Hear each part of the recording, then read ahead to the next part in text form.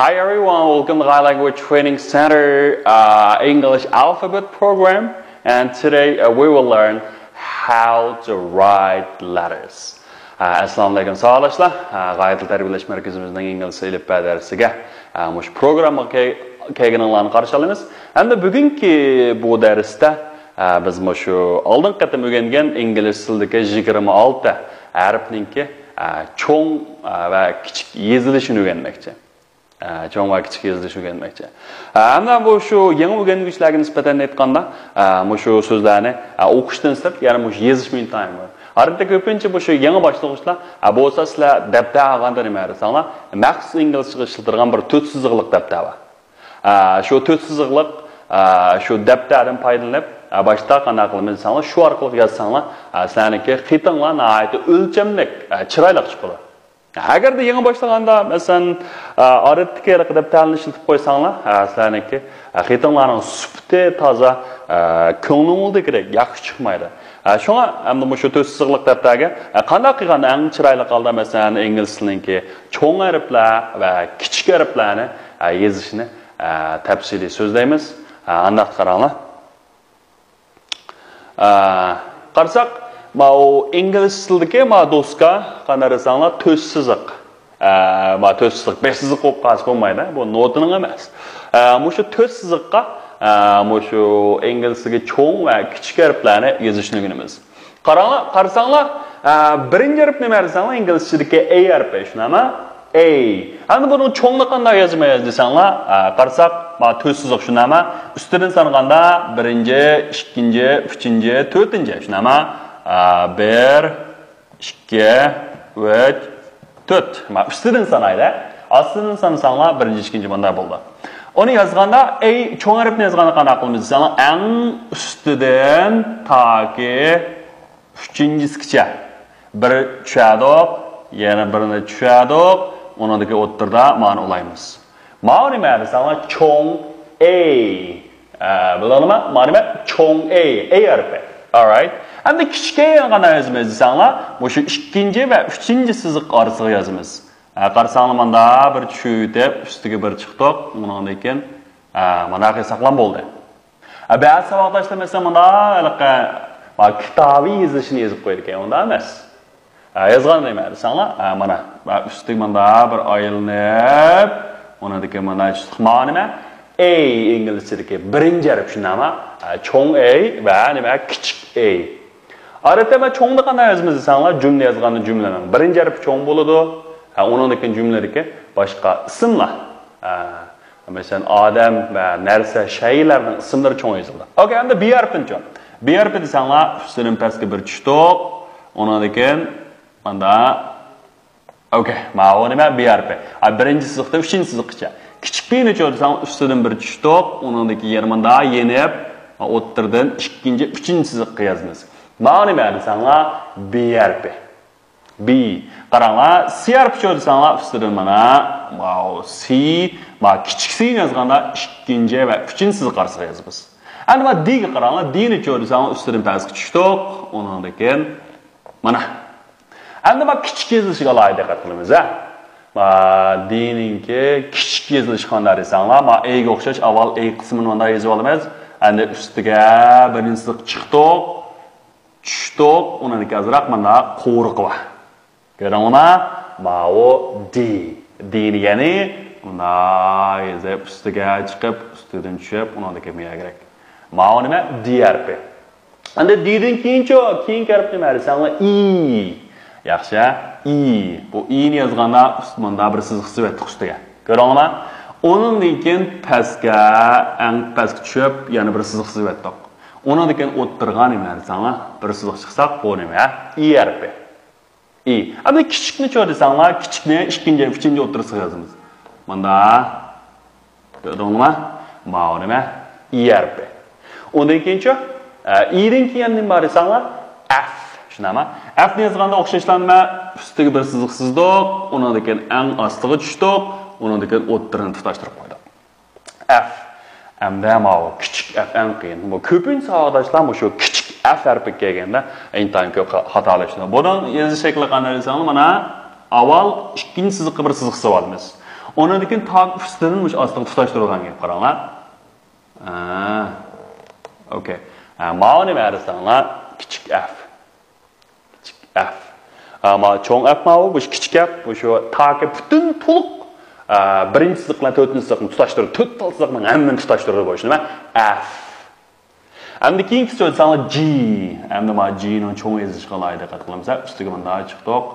Undan keyin bunday. Ba'zi ma pas kerak, bunday chiqib qo'ydi. Mana nima cho'ng G. Endi ma kichik G ning ma quyruqi ma ikkinchi, uchinchi siziq bo'ldi, ma G ning nimasi? Undan keyin quyruq qanday desanglar, pastga tushdi. Pastga tushdi jina. G harfi bo'ldi. Ma jo'qim ma pastga tushirgan ejimi? Okay, E F G. Endi qaysi? H. Endi harf qaysi keldi desanglar? H.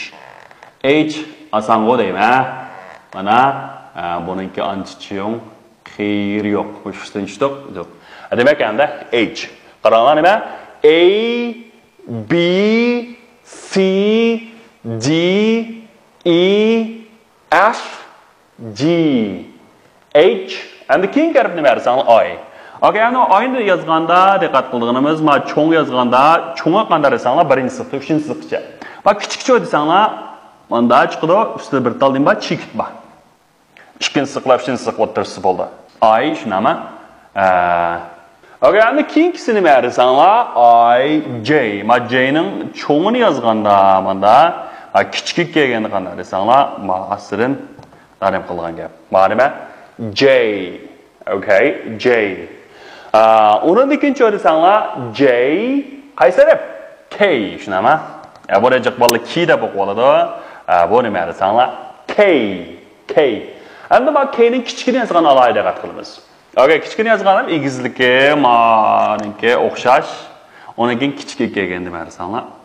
Meniki ma'o keyin ma'rifni chiqarganda bu ikkinchisilar, uchinchisilar orasida qanday desanglar bo'lish kerak. Okay. K, keyingisi desanglar L. Okay. L. Bu L ni yozmak muntazam emas. Ama kichik lekin nima desanglar, ma chiqayirsa kichikroq bo'ldi. L, keyingisi M. Okay, M o. M deymiz, M emas. M, ma kichikni yozamiz, ha. Ikkinchisilar, uchinchisi orasida bo'ldi. M. Okay, keyingisi N. Okay. N, ma kichikni o'xshashdan bu yerga. Mana. M, N. Okay, M, N, N. Keyingisi O. Ma kichik va ikkinchi. Demak, kichik ko'pincha ahvolda ikkinchi va qanday desanglar, uchinchisi qarsa O, P. Bular ma P ga loyiq ahamiyat beriladi, bolalar. Kichikni yozganda ma quyruqqa nega tushirib desanglar, ma pastga tushiradi. Ko'ringlar? O, P. Okay, P. Ana ma Q ning o'xshash, ha? Ma Q ni cho'ng yozgan bir tal O ni yozib o'tib, undan keyin miyaga. Okay. Tamam. O, P, Q. Q ning pastga tushiradi. Q. Yana birisi R. Okay. R. Va kichikni yozganda mana ikkinchi sifatdan pastga bir tushib, uchinchi sifatdan ikkinchi sifatga bir chiqib, nolay besib qo'ysam bo'ladi. Bu nima? R. Okay, R. Keyingisi desanglar S. S harfi. Okay. Nima? S. Kichikcha. R, S. Good. And T. Okay, T. Nima? Ma kichikni yozgandami? Ana desanglar bir tal siziq deb mana qilamiz. T, R, S, T, U. Birinchi siziqdan uchinchisiga tushdik, yana birinchisiga chiqdik. Ma kichikni yozganda okay. Mana U shunami? T R S T U V ga gapdi, ha? Keyingi harf nima ekan? V. Past uchinchisiga tushdik, yana birinchisiga chiqdik. V. Kichikni yozganim qanday desanglar? Ikkinchi siziqlar, uchinchi siziqlar orasida eshib ketmisin, ha? U V W. Okay, ma W ni yozganda, ma o uchinchi siziq bilan birinchi siziq orasida. Kichikka nima desam, o'xshashlar ikkinchi, uchinchi siziqda. X. Undan keyin nima desam, X. X mana o'sha xato belgisiga o'xshashlar. Ana kichik yozilish qanday desanglar, o'xshashlar. Ikkinchi va uchinchisi qarasa. X W X Y ma Y ni qatqani birinchi, ikkinchisi shu birinchisidan.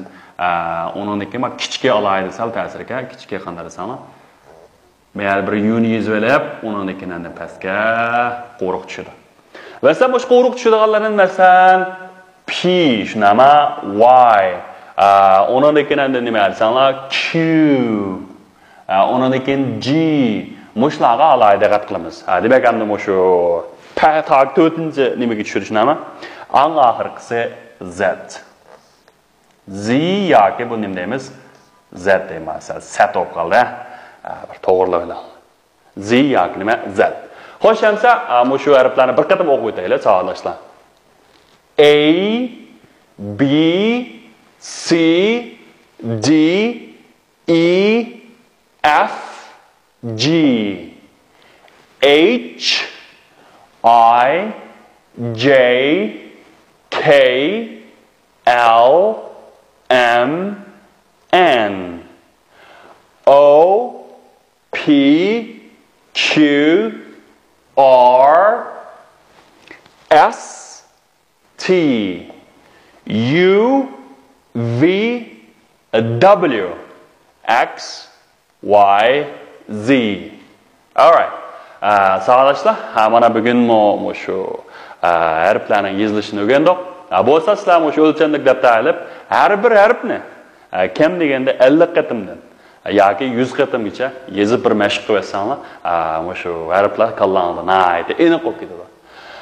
Bo'ldi. Xo'sh, endi keyingi qatimliq darsimizda biz shu ingliz tilidagi tovush xalqaro birlikka kelgan shu ingliz tilining transpikiyasi. Okay, masal uzun so'z mandaqcha aytganda shu ingliz tilining pinyinsi desak bekor tushunasiz, shunami? Shu xalqaro birlikka kelgan tovushlar sistemasi bor. Shu tovushlar sistemasi o'rganamiz. Bo'ldi. Bugungi darsimiz bu yergacha bo'lsin. See you next time. Goodbye.